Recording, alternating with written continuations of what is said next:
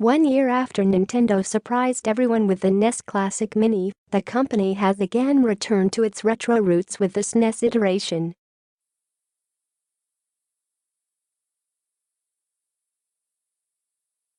Every bit as lovingly designed as its predecessor, the palm-sized device is packed with almost every one of the best games produced for the system and includes the bonus edition of the never previously released Star Fox 2.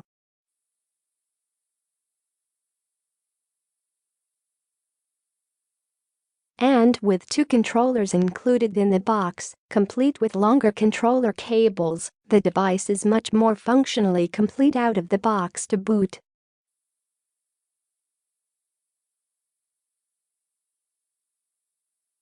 With the SNES Classic Mini, Nintendo has really hit its retro console stride.Update. Similarly to the original NES Classic Mini, a tool has been released to allow you to load additional games onto the retro console.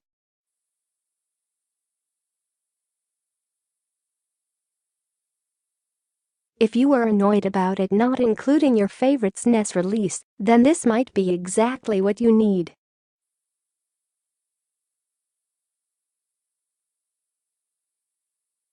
With more than 30 years of games under its belt, it's no surprise that Nintendo is keen to make the most of its fantastic back catalog.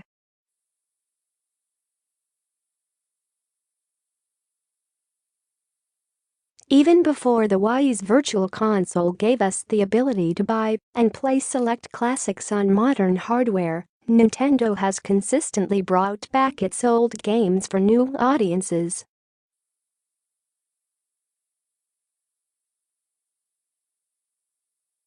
Hell, with its second console, the SNES, the company even re-released the previous console's Super Mario games in a collection called Super Mario All-Stars.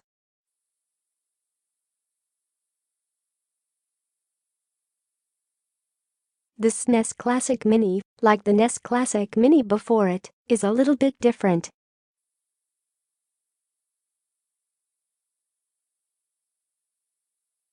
Rather than just giving you an old game to play on a new machine, with its palm-sized devices Nintendo has produced an entire retro gaming experience complete with Nintendo-quality controllers and an authentically designed console.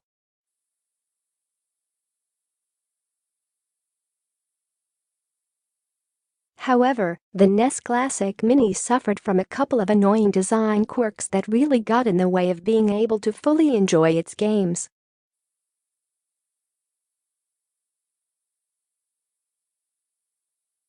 With the SNES Mini these problems have been much improved upon, though, we'd argue, not entirely solved, and Nintendo has also managed to throw in a couple of great new features, including a classic game that has never been released until now, Star Fox 2.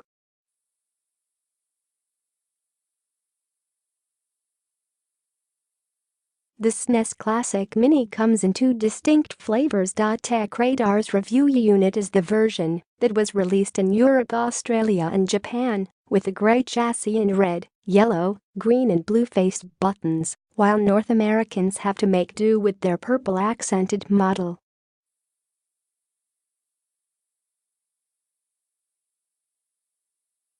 We're not going to wade into the 25 years worth of arguments about which version of the console is the better looking one, but suffice to say the UK-Australia version looks better, and anyone who thinks otherwise is just plain wrong.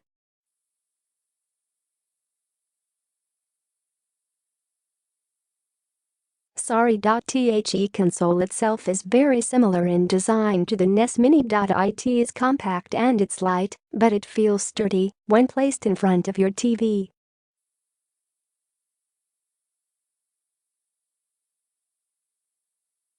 On the top of the machine are the same power and reset buttons found on the NES Mini.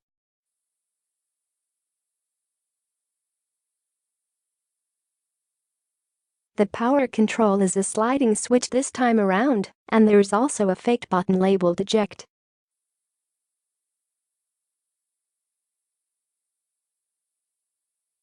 Unsurprisingly, Considering the console's lack of cartridges, it doesn't do much.So far, so NES Mini, which is to say it's a machine designed with all the love and respect in the world for its source material.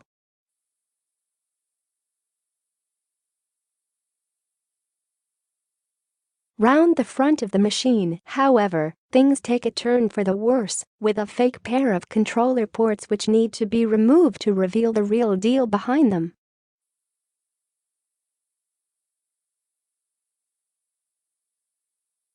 It's a minor point, sure, but having this fake front means the console looks a little disheveled when you're using it. It's awkwardly pulled down by the controller lead, and the whole console just doesn't look as well put together as its older brother.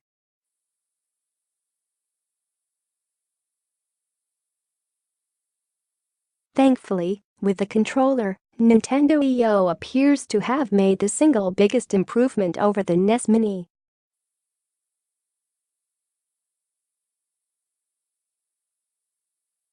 When the first retro console came out in 2016, it was universally criticized for having a ridiculously short controller cable that was just 30 inches, around 76 centimeters, long.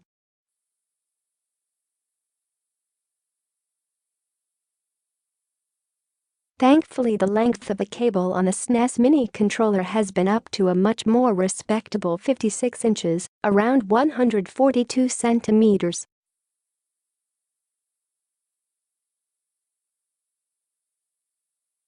In our home, it's still not quite long enough to reach all the way to our couch, but it's much better than having to hover right in front of the television.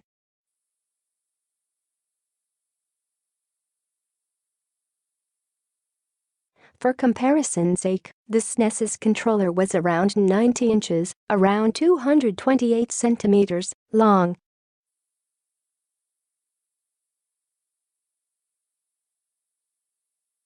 So the SNES Mini's controller is better, but in our ideal world its cord would be longer still.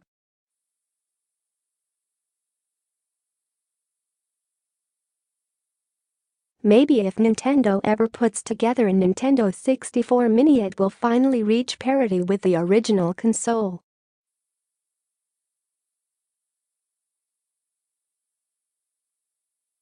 The controller itself feels great and has that Nintendo quality that's always missing from third-party gambits.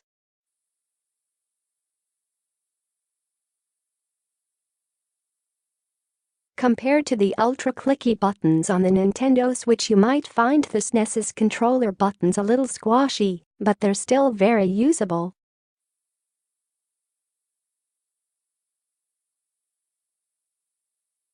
People have pointed out that the controller isn't quite the same as the original consoles with its glossy finish, but the differences are minor enough to only be apparent if you place the two next to each other.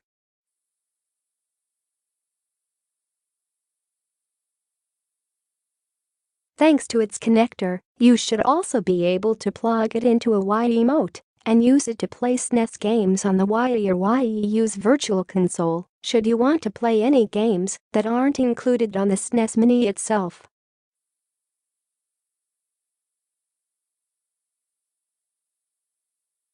Two controllers come in the box, which means the machine is immediately ready for some multiplayer gaming.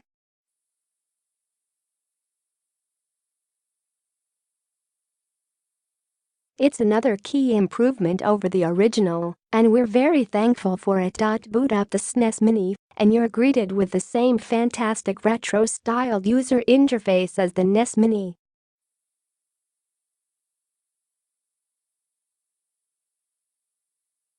Scrolling left and right allows you to choose from your list of games, which can be sorted by name, number of players, how recently they were played, release date, or publisher.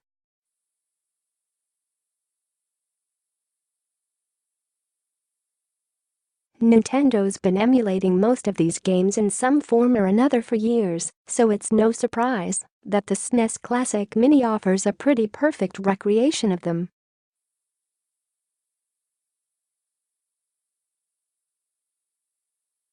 By default, the games are emulated with a slight smoothing filter applied to take the rough edges off the pixels that would have been smoothed out by CRT televisions of old, but you can also run them with pixel-perfect emulation if you choose, or else apply a slightly heavy-handed CRT filter for some real scanline goodness.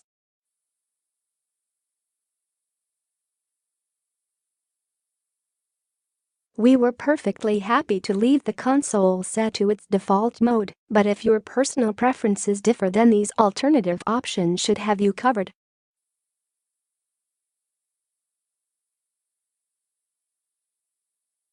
Switching between games is handled by the console's reset button.It is a little annoying when you first get the console out of the box and you're gleefully switching from game to game to try everything out, but by the time you sink your teeth into a title, having to use the button is no more annoying than switching cartridges or discs in consoles before the days of downloadable games.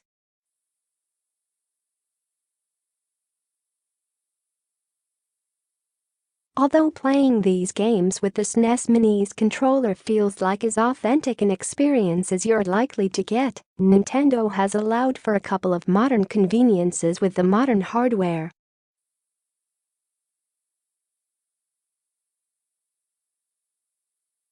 Making a return are save states, which you're prompted to use whenever you jump out of a game, a process that still, somewhat annoyingly, requires you to press the reset button on the console itself.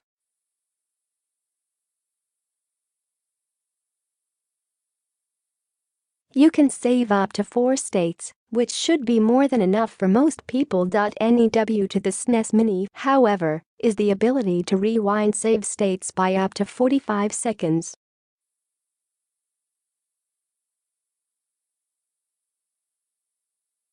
You do this by selecting a save state and hitting the X button, and you can then scroll back through your gameplay to pick a moment to retake control.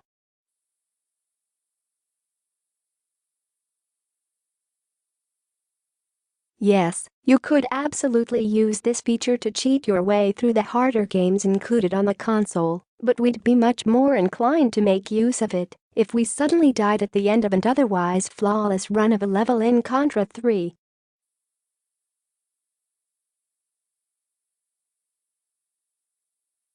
With saves often being much less convenient in these older games, the rewind feature ends up being a bit of a lifesaver.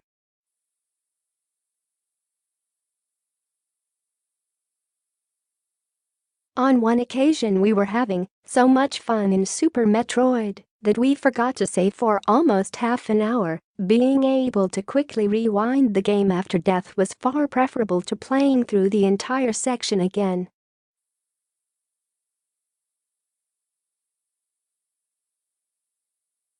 Yes, it's cheating, but you're free to not use it if it bothers you. With the library of just 20 games, Nintendo is inevitably going to leave a few people disappointed. Cough. Chrono Trigger fans. Cough. But for our money, we think the SNES Classic Mini has more or less every game on it that you'd bring up in a conversation about how great the old console was.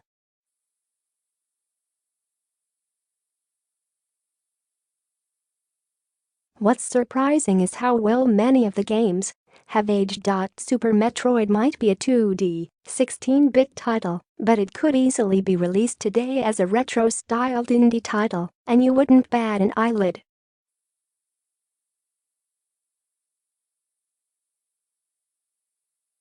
It's tight, it's polished, and it's just as easy to understand and play today as it was over 25 years ago when it was first released.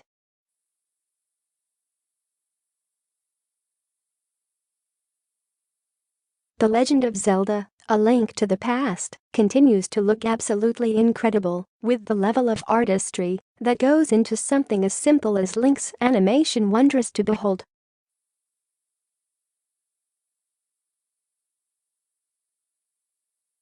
There's a reason why people continue to claim this is the best Zelda game, and the result is its utterly timeless appeal.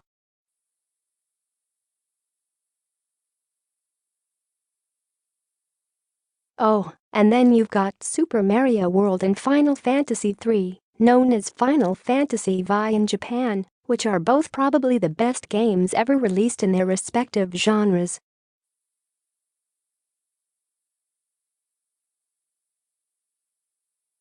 There's a reason these games have spawned entire genres, but what's incredible is that, although more recent releases have added and tweaked them, the cores that are present in these originals are just as enjoyable and playable as ever.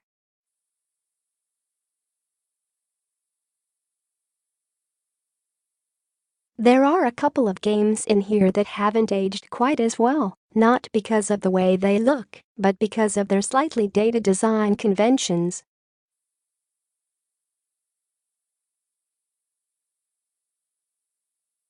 Super Ghosts and Ghouls and Contra 3 still look great, but we found them a bit of a slog to play through.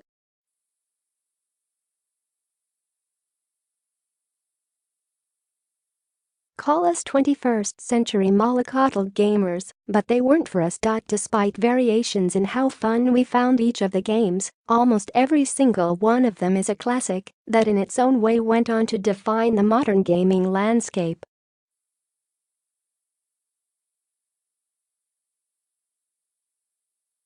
And of course, the most notable game included on the console is Star Fox 2, a game that until now has never actually been released.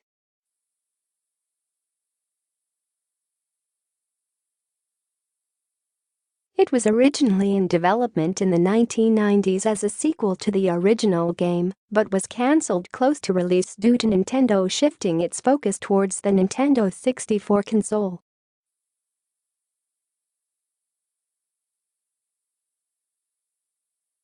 You'll need to complete a portion of the original Star Fox to unlock it for play, but once you do, so you'll find it a fascinating look into a bygone era.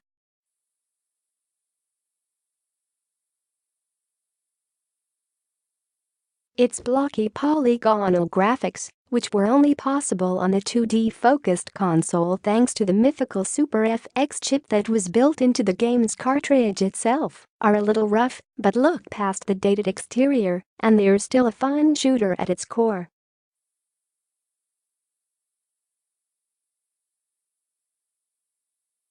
It might not appeal to everyone, but its inclusion is a massive win for gaming history enthusiasts.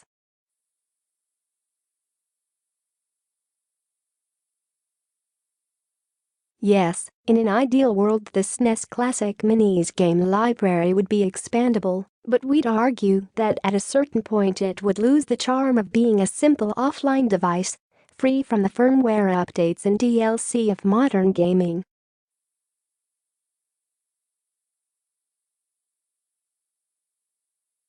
If you're desperate for more games to play, you can always use the controllers to play more games on the Wii's Virtual Console, or you can take matters into your own hands and hack the console yourself.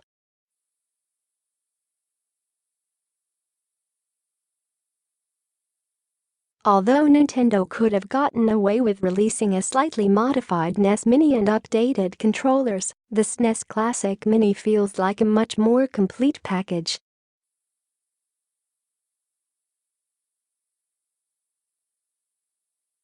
Including 2 controllers in the box is a great move, while the selection of games covers almost all of the classics, and the added rewind function means you should be able to make it through even the most unapproachable of the bunch.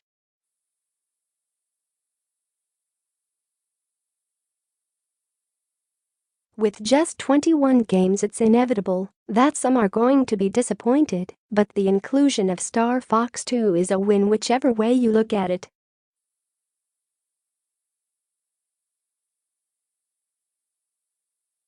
An expandable games library would have pleased more people, but even then it's unlikely that every game would have managed to come along for the ride.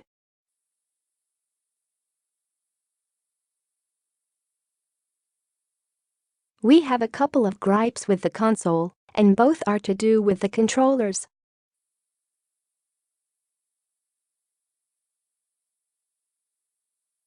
The first is the small plastic flap that covers the 2 controller ports. Having to leave this open while the controllers are plugged in makes the console look a little disheveled while in use.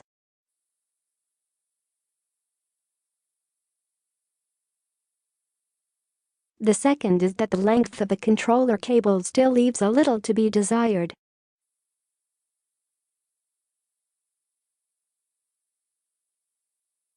It's better than the NES Mini, sure, but considering that Nintendo has tacitly admitted it was an issue, it's surprising that the company didn't go all the way and make the cables as long as the originals.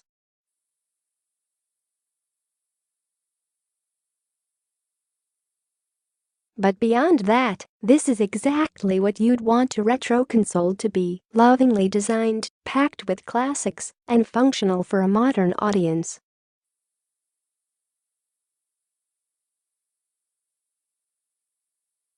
Whether you're looking to revisit the games of your youth or get introduced to them for the first time, the SNES Classic Mini is a real treat.